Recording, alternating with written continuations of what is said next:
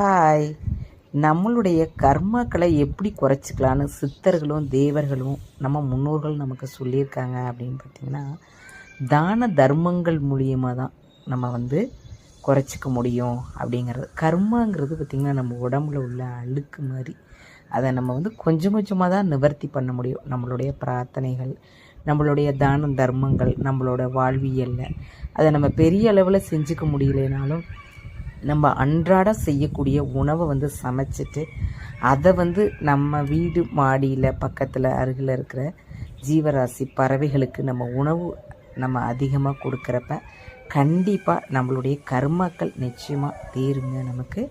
இதை அன்றாடம் நம்ம பயன்படுத்திக்கணும். நம்ம முடிஞ்ச அளவு அதுக்கு பார்த்திங்கன்னா உணவு இனிப்பு உணவாக கொடுக்குறப்ப நமக்கு வீட்டில் பணப்புழக்கம் அதிகரிக்குங்க.